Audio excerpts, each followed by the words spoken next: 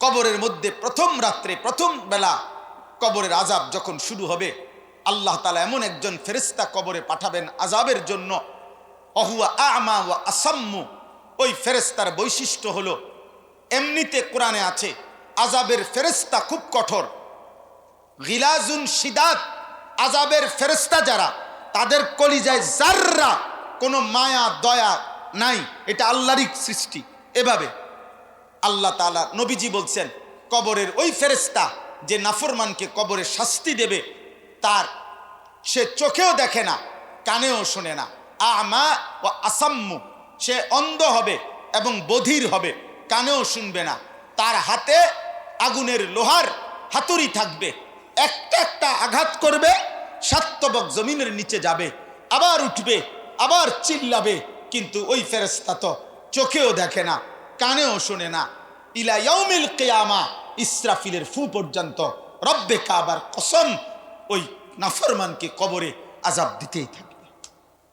আমার বন্ধু, একজন একজন ভাবেন, পুরুষ কিংবা নারী, আমি কিংবা আপনি, ছেলে কিংবা বুড়া, বলেন তো যেই কোনো একজন নাফরমানের কথা কল্পনা করেন তো, সে মাটির উপরে ছিল কতদিন, মাটির নিচে কতদিন। একটা লোকের কথা ভাবেন, আবু জেহেল।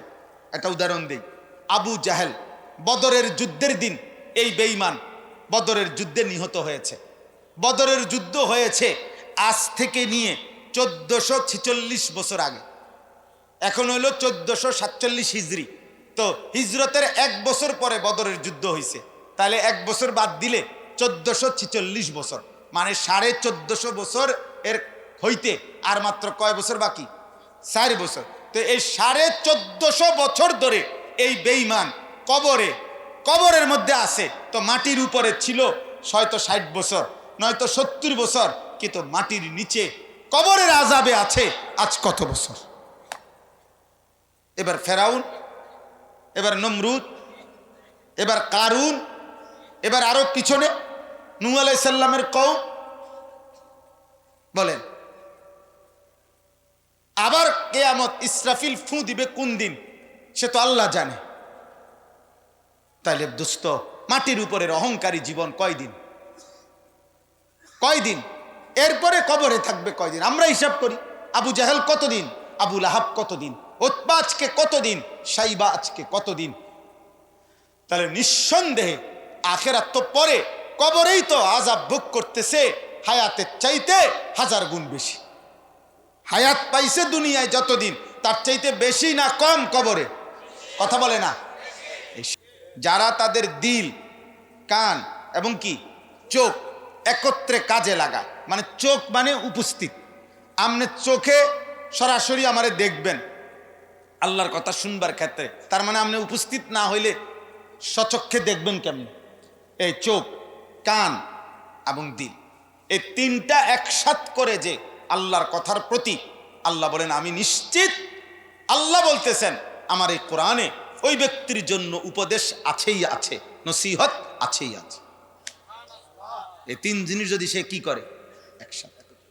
এর বিপরীতে শুনেন কোরআনের আয়াত, ইন্নাস সামআ ওয়াল বাসারা ওয়াল ফুআদা কুল্লু উলাইকা কানা আনহু মাসউলা। আল্লাহ বলে নিশ্চয়ই কান, চোখ এবং অন্তর, এই তিনটাই কিয়ামতের দিন আমি আল্লাহ তাআলা জিজ্ঞেস করব, জিজ্ঞাসিত হবে। আমি কানকে জিজ্ঞেস করব কি শুনেছ বলো, চোখকে জিজ্ঞেস করব কি দেখেছ বলো, দিলকে জিজ্ঞেস করব তোমায় নিয়ে কি ভেবেছে বলো। এজন্য আমরা কিতাবে পড়ছি, প্রত্যেক মোবাইলে আসক্ত ব্যক্তি, সিনেমায়, নাটকে, টেলিভিশনে, এই টেলিভিশন এবং মোবাইলে যারা দেখে নারী, ছবি, নাটক, সিনেমা, অস্থির দৃশ্য, হারাম নাজায়েজ বস্তু, তাদের এই 3 জিনিস একত্রে সচল থাকে। অর্থাৎ একই সাথে যখন দেখে, টেলিভিশন হোক আর মোবাইল হোক, সে কানে শোনে, চোখে দেখে, আর এই হারাম অন্তর দিয়া এগুলা দেখা হারাম কল্পনা করে। আল্লাহ তাআলা বলেন আমি একই সাথে এই 3 অঙ্গকেই জিজ্ঞেস করব, 3 অঙ্গই এই নাফরমানির গুনার সাক্ষী দেবে, আর আমি আল্লাহ তাআলা তাকে শাস্তি দেব। এজন্য বড় সাংঘাতিক বিষয়। বিশেষ করে মানুষের অন্যান্য বিষয়ে, অন্য ক্ষেত্রে, অন্য আমলের ক্ষেত্রে আপনার দিলের মনোযোগ ছুটে যায়। নামাজ পড়তেছে, দিলের মনোযোগ ছুটে গেছে।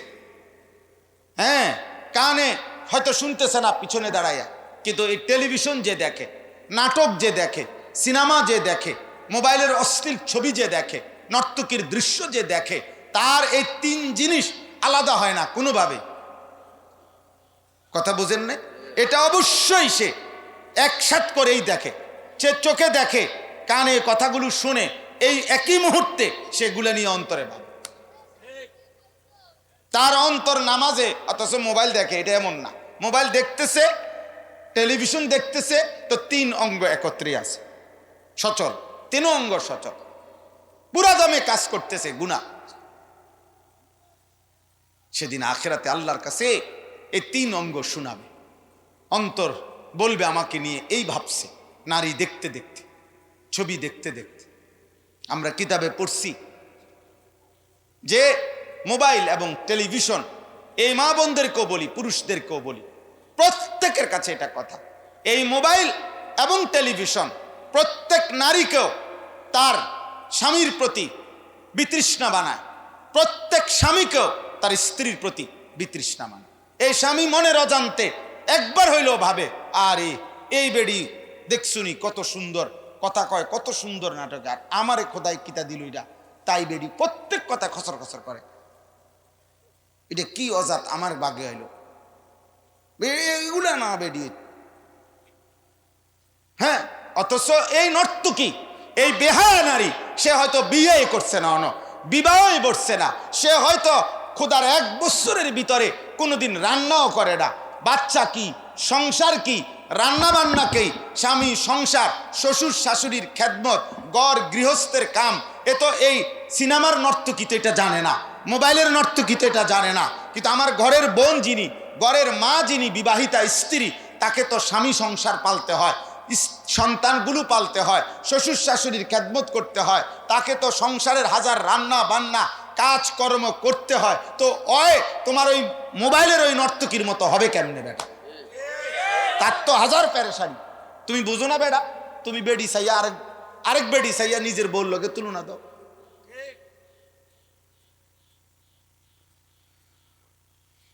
বুঝেন না কথা? আবার এই মহিলাও, এই পুরুষকে দেখে নাটকের মধ্যে, সিনেমার মধ্যে, ওই নারীর সামনে বে বে করে, আই লাভ ইউ, তুমি যেমনে বলো হেমনে, তুমি আমারে জুতা দিয়ে বাড়ি দিল, আমি তোমার ভালোবাসায় জুতা দিয়ে বাড়ি দাও, আমারে ইয়া দিয়ে বাড়ি দাও, জিংলা দিয়ে বাড়ি দাও, যেটা দিয়ে বাড়ি দাও, তোমারে আমি এত ভালোবাসি, তুমি আমারে ফাঁসাতো যদি লাত্তি দাও।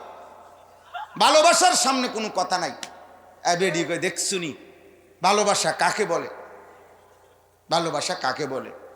এটা ভালোবাসা, এ তো টাকা, এ তো ব্যবসা। কথা বলে না কেন? এটা এই নারী পুরুষের এটা ব্যবসা না? তাহলে এটা এটা এটা প্রেম হইলো কই? এটা ভালোবাসা হইলো কই? তোমার স্বামী তো এই রৌদ্রে, প্রখর রৌদ্রে, সে তো সংসারের কাজ করে, সে তো গৃহস্থের কাজ করে, হাজারো কর্মের মধ্যে ছুটে থাকে, কত ঘাম তার ঝরে, কত রক্ত পানি করে, কত সময় ব্যয় করে স্ত্রী সন্তানের জন্য। আজকে 28 বছর বিদেশ, আজকে 18 বছর বিদেশ, আজকে 16 বছর বিদেশ, 12 ঘন্টা ডিউটি করে, 16 ঘন্টা ডিউটি করে, আইসা আবার নিজের রুমে নিজে রান্না করে, নিজের কাপড়টা নিজে ধোয়, নিজের ওষুধটা নিজে খুল্লা খায়, 1 গ্লাস পানি আগায় দেবার মতো কেউ নাই প্রবাসীর কাছে। সে তো এই রক্ত পানি করা টাকা তোমার জন্য পাঠায়। তুমি সিনেমার ওই নায়ক, ওই পাগল, ওই ছাগল দেখা তুমি তোমার স্বামীরে মূল্যায়ন করলে হবে নি? তো মহিলা কয়, আরে দেখছি এই বেটা কেমন, আর আমারে খোদা এটা কি বেটা দিল। কিন্তু এই বেটা তো পরিশ্রম করে, এই বেটা তো উপার্জন করে, এ তো নাটক করে না, এ তো প্রকৃত পক্ষে সংসার করে। মোবাইলের ওটা তো নাটক, কথা বলে না, ওইটা ওরাই বলে অভিনয়। তা আমনে বেওকুফ, এটারে আসল বুঝলেন কেন? সে নিজে বলতেছে আমি অভিনয় করছি, আমি একজন অভিনেতা, আর ওই মহিলা বলে আমি একজন অভিনেত্রী, আমি আপনাদের সামনে অভিনয় করছি, প্রেমের ধোঁকা দিচ্ছি, ভালোবাসার নামে অভিনয় করছি। অভিনয় আর বাস্তব এক কথা? তো এজন্য এটা চরিত্র নষ্ট করে, আখলাক নষ্ট করে, আখলাক নষ্ট করে। হ্যাঁ, আমি কালকে একটা কিতাবে পড়ছি, আরবের এক কিতাব, আজীব কথা লিখছেন। তিনি বলছেন যে হে মুসলমান, আপনি যে টেলিভিশনে নাটকে দেখলেন একজন লোক অন্য কোন একটা মেয়ে, মনে করেন বাবার অভিনয় করছে আর ওইটা মেয়ের অভিনয় করছে, তো পৃথিবীর হয়তো আপনাদের চোখে মনে হয়েছে বাবা মেয়ের অভিনয়, কিন্তু যিনি বাবা হইলেন উনি তো এই মেয়ের আসল বাবা না, যিনি মেয়ে সাজলেন এই নায়িকা তো এই অভিনেতার মেয়ে না। তাহলে এরা বাবা মেয়ে হিসাবে অভিনয় করে এই বাবার বুকের সামনে যেই মেয়েকে জড়িয়ে ধরে মাথায় হাত বুলাইলো, এটা হালাল না হারাম? তাহলে এই হারাম কেমনে বাবা মেয়ে হয়? ওখান থেকে কিভাবে আখলাক শিখবেন? আখলাক কেমনে শিখবেন? পায়খানা দিয়ে ঘর লেপলে ওইটার থেকে সুগন্ধ কেমনে আসবে? পেশাব দিয়া গোসল করলে ওইটা দিয়ে পাক হবে কেমন? এজন্য যুবক, তুমি জীবন কেমনে সাজাইবা? তাইলে এই নর্তকী দেখে দেখে, ছি ছি ছি, মোবাইল দেখে দেখে যে অভিনয় করছে, অভিনয় থেকে তো বাস্তবতা শেখা যায় না, জীবন থেকে শিখতে হয়, কর্মের ময়দান থেকে শিখতে হয়, পরিশ্রমের মাঠ থেকে জীবন শিখতে হয়। অভিনয় থেকে তো জীবন শেখা যায় না, তামাশা করে তো জীবন শেখা যায় না। বিনোদন আর জীবনের বাস্তবতা তো এক কথা না। আল্লাহ আমাদেরকে বুঝ দান করেন, এজন্য দয়া করেন, প্রত্যেকেই নিজের উপরে রহম করেন, আখলাকের হেফাজত করেন, চরিত্রের হেফাজত করেন। নিজের ছেলে, নিজের মেয়ে, নিজেরা স্বামী স্ত্রী প্রত্যেকেই নিজের ঈমান আখলাকের ব্যাপারে যত্নবান হওয়া উচিত। আল্লাহ আমাদেরকে তৌফিক দান করেন। চলেন এই তর্জমাগুলো শুনেন। 29 নম্বর পারা, 67 নম্বর সূরা, সূরা মুলক। এই সূরাটি অত্যন্ত ফজিলতপূর্ণ কোরআনুল কারীমের একটি সূরা। 30টা আয়াত এই সূরাটার মধ্যে। সূরা মুলক, আমাদের প্রিয় নবী সাল্লাল্লাহু আলাইহি ওয়াসাল্লাম এই সূরাটার সাংঘাতিক অনেক ভীষণ ফজিলত বর্ণনা করেছেন নবীজি। এই ফজিলতের 3টা হাদিস বলতেছি। 1 নম্বর, নবীজি সাল্লাল্লাহু আলাইহি ওয়াসাল্লাম বলেন, ইন্না সূরাতান ফিল কোরআন 30 আয়া শাফাআত লি সাহিবিহা হাত্তা গুফিরা লা। নবীজি বলেন, নিশ্চয়ই কোরআনুল কারীমে 30 আয়াত বিশিষ্ট একটি সূরা আছে, যেই সূরাটি যে নিয়মিত তেলাওয়াত করবে, এই সূরাটি কিয়ামতের দিন আল্লাহ তাআলার নিকট ওই ব্যক্তির জন্য এত বেশি পরিমাণ সুপারিশ করবে, এক পর্যায়ে আল্লাহ এই সূরার সুপারিশে ওই ব্যক্তিকে মাফ করে দিবে। সেই সূরাটি সূরা মুলক। সূরা 2 নম্বর, নবী সাল্লাল্লাহু আলাইহি সাল্লাম বলেন, সূরাতুন ফিল কোরআন খাসামাত আন সাহিবিহা হাত্তা আদখালাতহুল জান্নাহ। কোরআনুল কারীমের একটি সূরা আছে, কিয়ামতের দিন ফেরেশতাদের সাথে নবীজি বলেন যে এই সূরাটি ওই তেলাওয়াতকারী যে সূরাটি পড়তো ওই ব্যক্তির পক্ষ নিয়ে ফেরেশতাদের সাথে ঝগড়া করবে। ফেরেশতারা ওই ব্যক্তিকে জাহান্নামে নিতে চাইবে, আর এই সূরাটি বলবে, না, আমি তাকে জাহান্নামে যেতে দেব না, সে আমাকে পড়তো নিয়মিত, আমি তার জাহান্নামে যেতে দেব না। নবীজি বলেন, হাত্তা আদখালাতহুল জান্নাহ। এই তর্ক করতে করতে, ফেরেশতার সাথে ঝগড়া করতে করতে শেষ পর্যন্ত এই সূরাটি ওই ব্যক্তিকে জান্নাতে ঢুকাইয়াই ছাড়বে। এটা এই সূরা মুলক। 3, নবীজি সাল্লাল্লাহু আলাইহি সাল্লাম বলেন, আল মানিআ আল মুনজিয়া তুনজিহি মিন আযাবিল কবর। এই সূরাটি হচ্ছে বাধাদানকারী, রক্ষাকারী। কিসের থেকে? তুনজিহি মিন আযাবিল কবর। নবীজি বলেন, এই সূরাটি যে তেলাওয়াত করবে, এই সূরাটি ওই ব্যক্তিকে কবরের আযাব থেকে রক্ষা করবে। কবরের আযাব থেকে রক্ষা পাওয়ার জন্য সূরা মুলক একটি কার্যকর পরীক্ষিত নবীজির পক্ষ থেকে বাতলানো একটি মাধ্যম, একটি পদ্ধতি। সূরা মুলক, কোরআনুল কারীমের 27 নম্বর পারায় একটা সূরা আছে, সূরা ওয়াকিয়া। অনেক ফজিলতপূর্ণ একটা সূরা। নবীজি বলছেন, যে ব্যক্তি এই সূরা ওয়াকিয়া প্রতিদিন রাতে পড়বে, লাম তুসিবহু ফাকাতুন আবাদা, তাকে কখনোই ক্ষুধা, দারিদ্রতা, অভাব স্পর্শ করবে না। আর সূরা মুলক পড়লে তারে কবরের আযাব থেকে সে রক্ষা পাবে। তা আমাদের একজন বুজুর্গ, আমাদের অন্যতম একজন বাংলাদেশের বুজুর্গ মুরব্বী, আমাদের খুলনার হজরত, প্রখ্যাত বুজুর্গ আরিফ বিল্লাহ হজরত মাওলানা মুফতি নুরুল আমিন সাহেব, হজরত তার বয়ানের মধ্যে একবার বলছেন, এটা আমি হজরতের মুখে শুনছি, যে ব্যক্তি নিয়মিত সূরা ওয়াকিয়া এবং সূরা মুলক পড়বে তার পেটও বাঁচবে, ফিটও বাঁচবে। সূরা ওয়াকিয়ার বরকতে পেট বাঁচবে, সূরা মুলকের বরকতে ফিট বাঁচবে।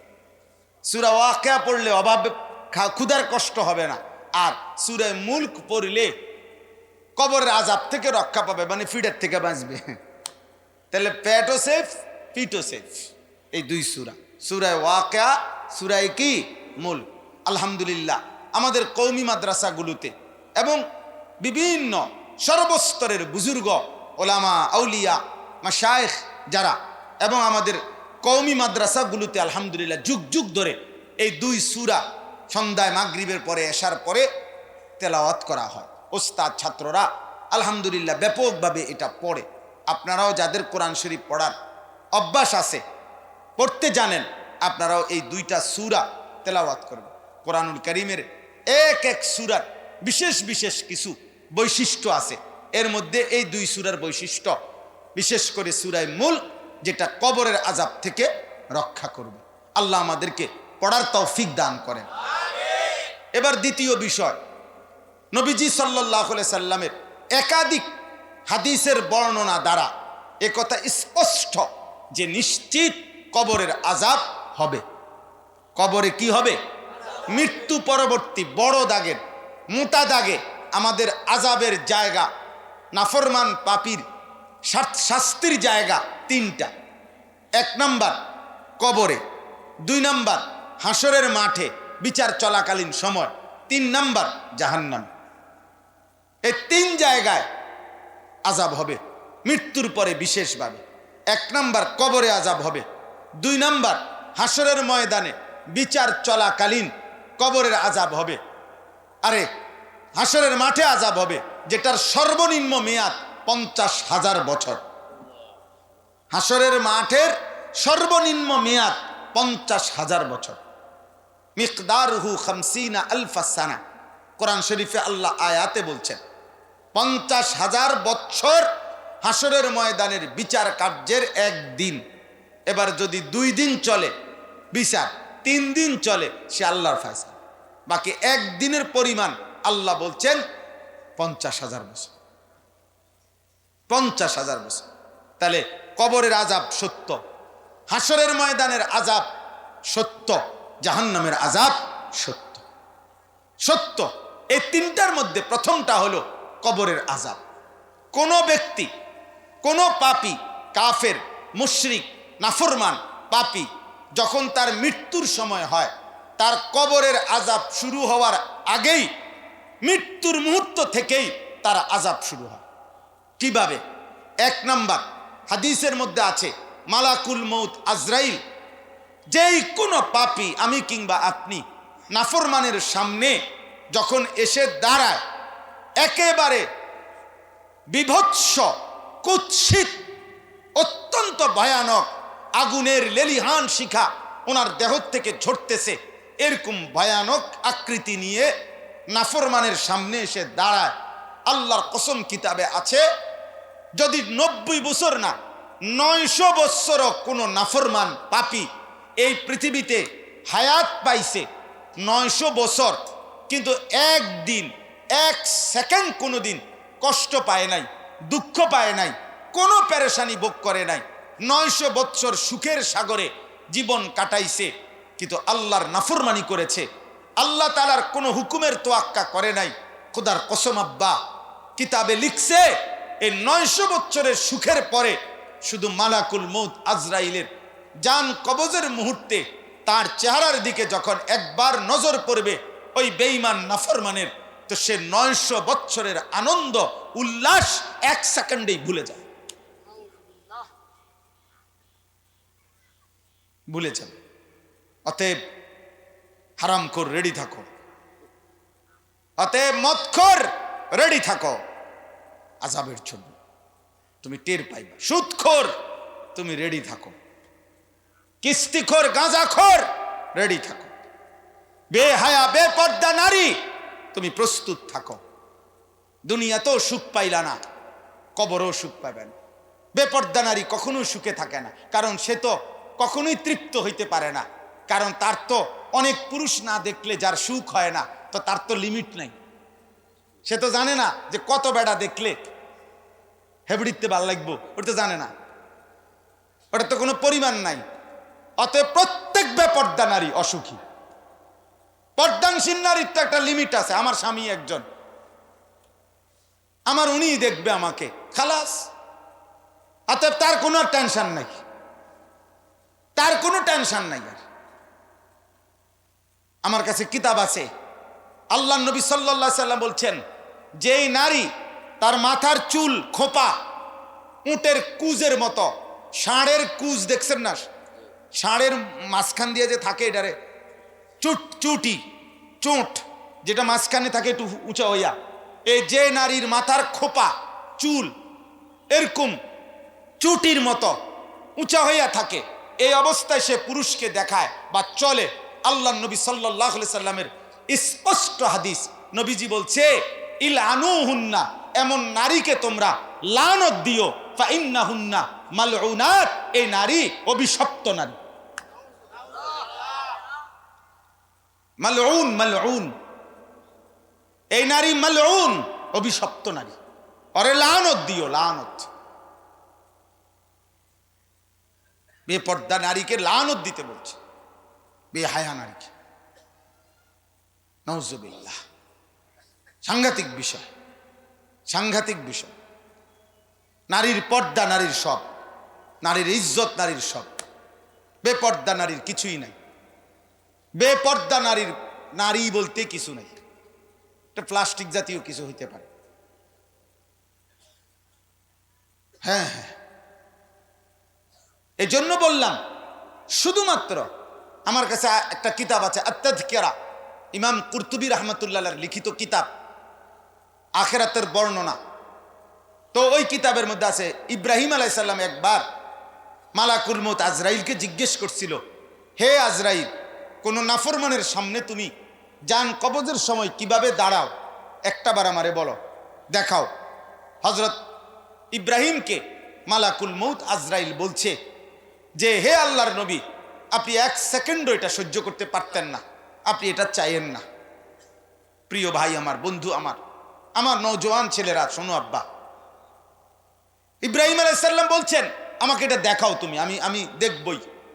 ইব্রাহিম আলাইহিস সালামকে আজরাইল বলছে, আপনি একটু ওইদিকে তাকান। তো ইব্রাহিম আলাইহিস সালাম ওই দিকে তাকাইছেন। এবার আজরাইল বলছে, এবার আমার দিকে তাকান। তো আবার চেহারা দিকে ফিরাইয়াই আজরাইল তখন তার ওই বিভৎস আকৃতি নিয়ে দাঁড়াইছে। ইব্রাহিম আলাইহিস সালাম একটা চিৎকার দিয়া বেহুশ হয়ে গেছে। একটা আরবি কিতাবে পড়ছি, কসম আল্লাহ। ইব্রাহিম আলাইহিস সালাম হুশ আসার পরে বলছে, আয় রব, হে মাওলা, কোন নাফরমানের জাহান্নামের শাস্তি আর কবরের আযাব কিছুই লাগবে না, সারা জীবনের পাপের বিনিময়ে আজরাইলের এই চেহারা একবার দেখলেই চলবে।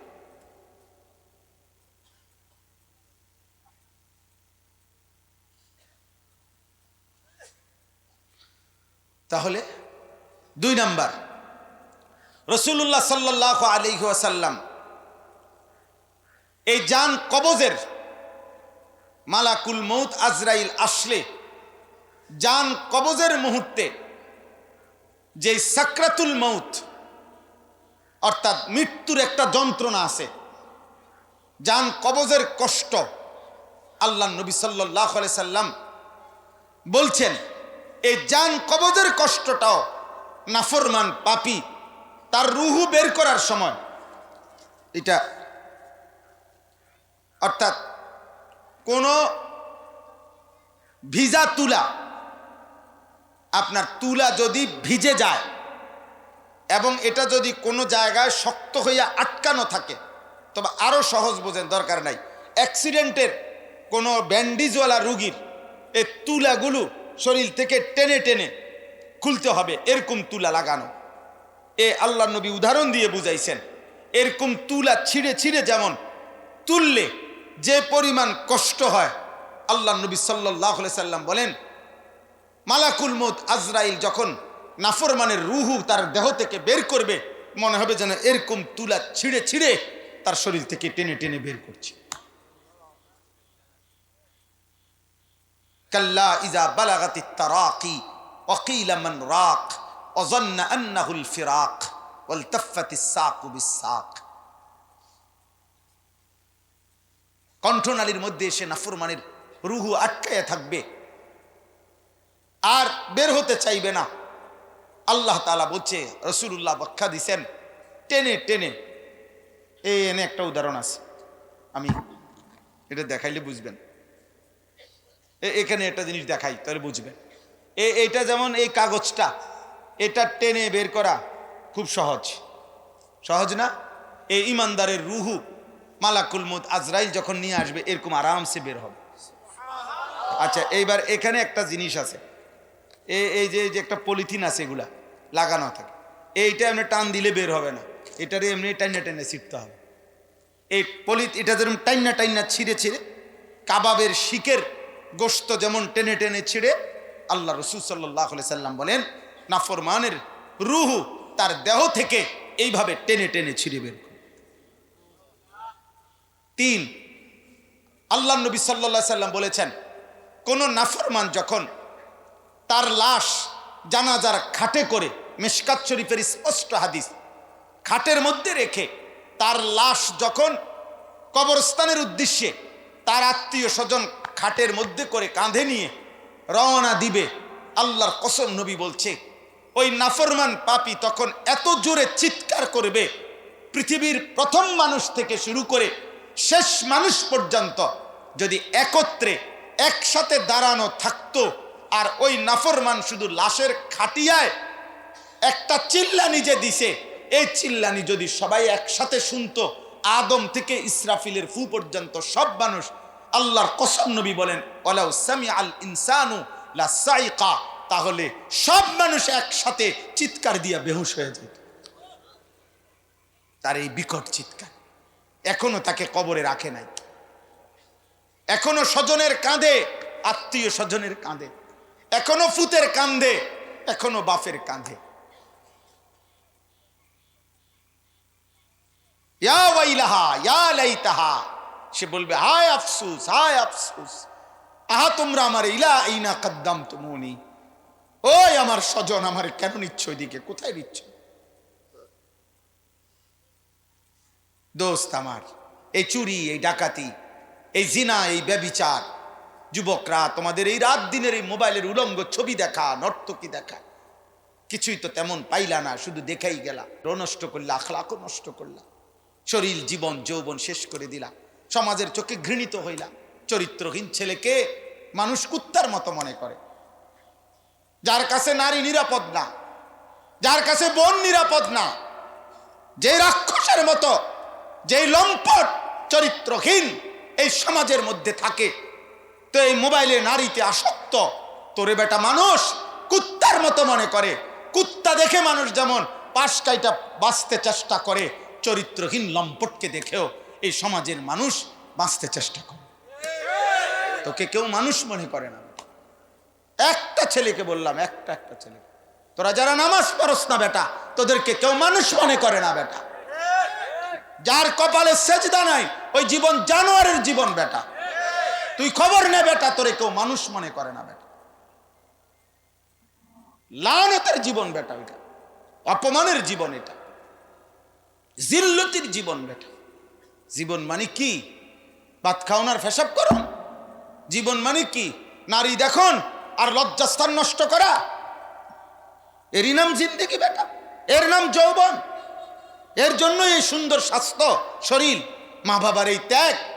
তোমার মা তোমারে 2 বছর দুধ পান করাইছে 18 বছর বয়সে এই নর্তকী দেখার জন্য। এই নাফরমান, মায়ের রক্তের দুধের এই বদলা, বাপের গামের এই বদলা, এই বদলা দিলা বাপেরে। ছি ছি ছি ছি ছি বেটা, আফসুস। একটা ছেলে বোঝো, একজন নারী বোঝেন, বেপর্দা বেহায়া যেই মেয়ে, এই সমাজ না, এ গোটা জাতির অভিশাপ। যেই মেয়ে, যেই মহিলা বেপর্দা বেহায়া, এ গোটা সমাজের অভিশাপ। এই নারী দুর্গন্ধা নারী, যে হারামখোর, যে সুদখোর, কিস্তিখোর, এ গোটা পৃথিবীর অভিশাপ বেটা। তুমি রাক্ষস।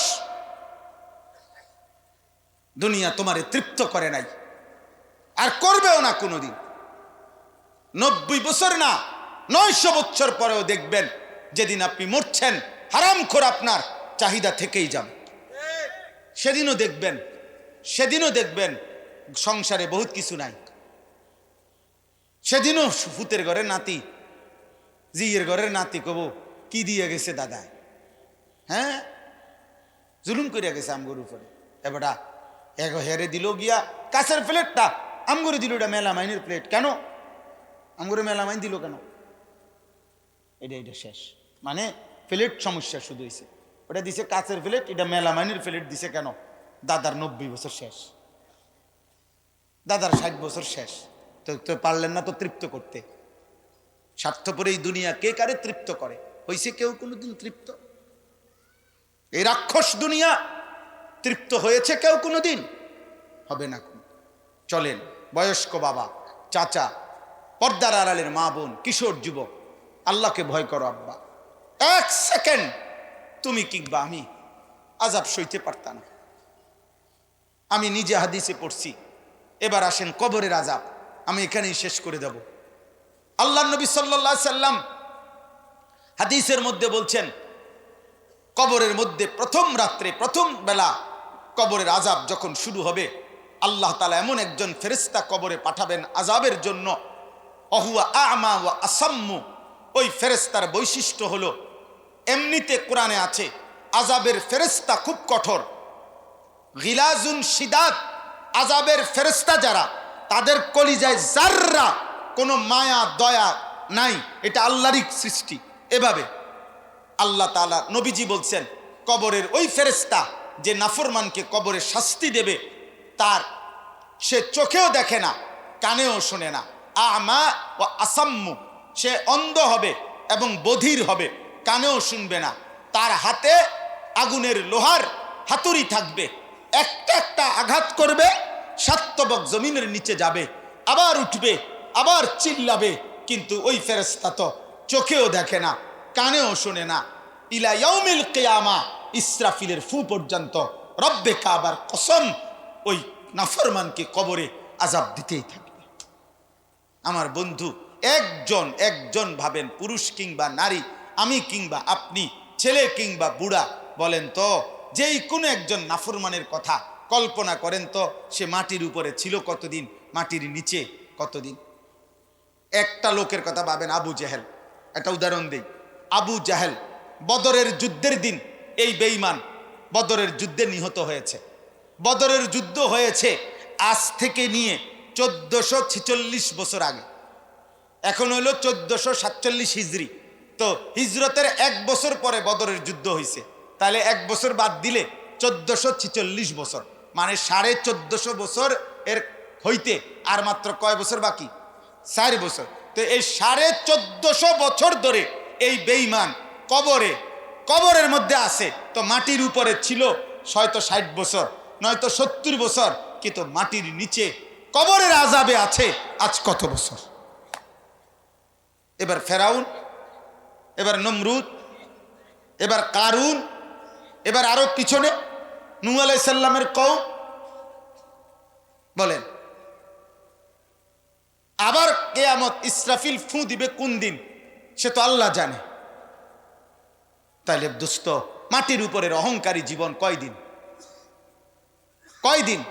এরপরে কবরে থাকবে কয়দিন? আমরা হিসাব করি, আবু জাহেল কতদিন, আবু লাহাব কতদিন, উতবা আজকে কতদিন, সাইবা আজকে কতদিন।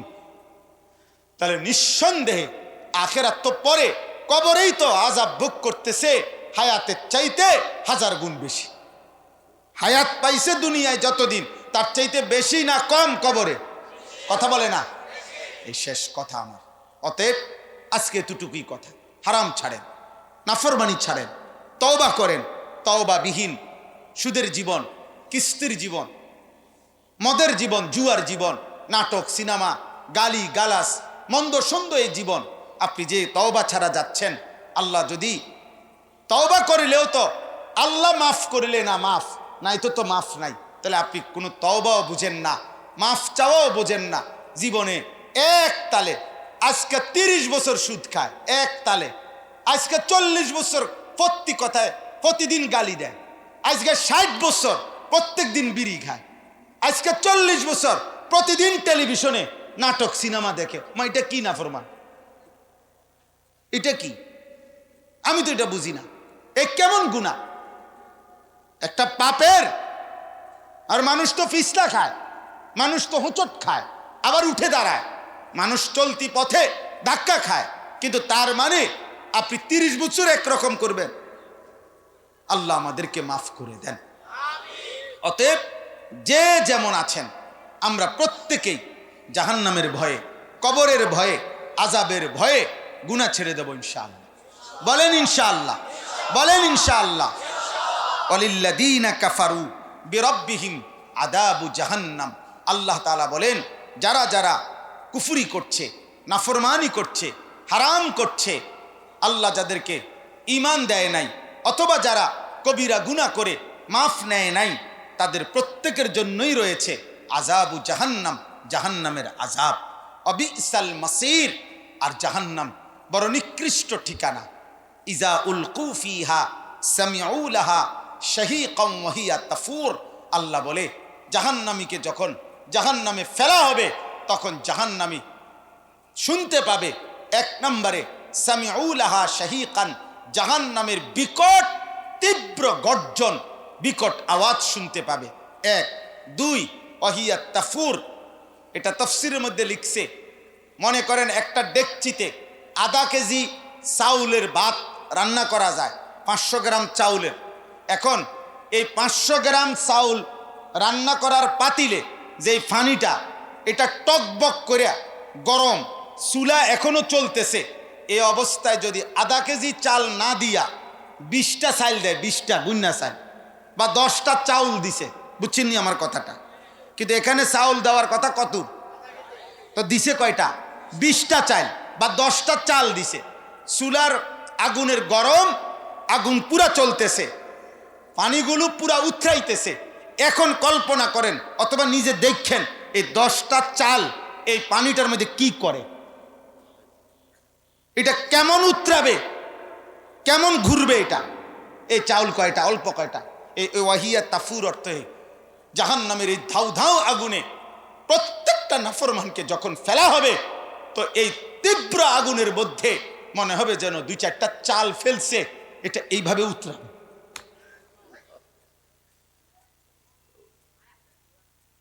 এইভাবে উতরাবে এটা। তাকাদু তামাইয়াজু মিনাল গাইজ। আমরা মানুষ কথার প্রসঙ্গে যেমন বলি যে সে যেন রাগে ফেটে যাইতেছে, বলে না যে রাগে যেন কি ফেটে যাচ্ছে। এ আল্লাহ বলেন, জাহান্নামও যেন রাগে, গোস্সায়, আগুনের তীব্র গরমে যেন ফেটে যাচ্ছে, এমন তীব্র আগুন। কুল্লামা উলকিয়া ফিহা ফাওজুন সাআলাহুম খাজানাতুহা আলাম ইয়াতিকুম নাদির। আল্লাহ বলেন, যখনই একটা একটা দল জাহান্নামে ফেলা হবে, চিৎকার দিবে, আর জাহান্নামের ফেরেশতারা তখন বলবে, হে নাফরমান, আল্লাহর পক্ষ থেকে কোনো ভয় প্রদর্শনকারী বান্দা তোমাকে কি জাহান্নামের ভয় দেখায় নাই? কেউ বলে নাই, এখন চিল্লানি দিলা কেন? ক্বালু বালা কাদ জাআনা নাদির। প্রত্যেক পাপী জাহান্নামী বলবে, হে ফেরেশতা, হ্যাঁ আমার কাছে ভয় প্রদর্শনকারী বান্দা এসেছিল। পূর্ববর্তী জামানার মানুষ বলবে আমাদের কাছে নবী আসছিল, আর এই জামানার মানুষ বলবে আমাদের কাছে ওলামা, আউলিয়া, পীর, বুজুর্গ, ইমাম আসছিল, বলছিল ফাকাদ্দাবনা ওয়াকুলনা মা নাযালাল্লাহু মিন শাই। আমি মিথ্যা মনে করেছি, আমি বলছি এগুলো আল্লাহ বলে নাই। ইন আনতুম ইল্লা ফি যালালিন কাবীর। আমি বলছি তোমরা যারা বলতেছো হুজুর, তোমরাই ভুলের মধ্যে আসো। আমি আরো টিটকারি করছি, ওয়াকালু লাউ কুন্না নাসমাউ আও নাকিলু মা কুন্না ফি আসহাবিস সাঈর। এই যে কথাটা আমি শুরুতে বলছি মনে আছেনি, যে জাহান্নামী সেদিন বলবে হে ফেরেশতা, সেদিন দুনিয়াতে যদি আমি মনোযোগ দিয়ে শুনতাম, গ্রহণ করার নিয়তে শুনতাম, অথবা আমি যদি আমার বিবেক খাটাইতাম, তাহলে আজ আমি জাহান্নামী হতাম না। ফাতারাফু বিদামবিহিম ফাসুহকাল লিআসহাবিস সাঈর। আল্লাহ বলে জাহান্নামী নিজের সমস্ত পাপের স্বীকৃতি দেবে ফেরেশতার কাছে, কিন্তু সব শুইনা ফেরেশতা বলবে ফাসুহকাল লিআসহাবিস সাঈর, দূর হ জাহান্নামী, আমি তো তোর কোনোই উপকার করতে পারবো না, আগুনেই পুড়তে থাকো, আগুনেই জ্বলতে থাকো। নাউযুবিল্লাহ। আমার ভাই, আমার বন্ধু, আমার দোস্ত, চলেন আমরা গুনাহ থেকে ফিরি ইনশাআল্লাহ। মিথ্যা, চুরি, ডাকাতি, জিনা, ব্যভিচার, মদ, জুয়া, সুদ, কিস্তি, বেহায়া, বেপর্দা কিশোর ছেলেরা, যুবক ছেলেরা, বয়স্ক বাবা, পর্দার আড়ালের মা বোন, অনেক কষ্টের, অনেক মেহনত করে এই মাহফিল সাজানো হয়েছে। আলহামদুলিল্লাহ আমাদের মুরব্বী হযরত মাওলানা আশরাফ আলী সাহেব দামাত বারাকাতুম তিনি এসেছেন। আমাদের শায়েখ ইনশাআল্লাহ আসবেন। সবার কাছে অনুরোধ করছি, দয়া করে আমরা প্রত্যেকে ইনশাআল্লাহ আন্তরিকতার সাথে আপনারা মনোযোগ দিয়ে হযরতদের বয়ান শুনবেন। ছেলেরা, আব্বা তোমরাও উঠো না, তোমরাও মহব্বতের সাথে বয়ান শুনে দোয়া শরিক হয়ে এরপরে যাবা ইনশাআল্লাহ। আল্লাহ তাআলা তৌফিক দান করেন। মসজিদের কাজ বাকি আছে, মসজিদের জন্য প্রত্যেকে দিল খুলে দান করবেন। মসজিদের পিলার, মসজিদের বাকি কাজ আপনারা মহব্বতের সাথে দান করবেন। মা বোনদের কাছে অনুরোধ করছি, আপনারা মসজিদের কাজে দিল খুলে দান করবেন। আমরা দিল থেকে দোয়া করি, আল্লাহ কবুল করেন। আমিন। সুবহানাল্লাহি ওয়া বিহামদিহি।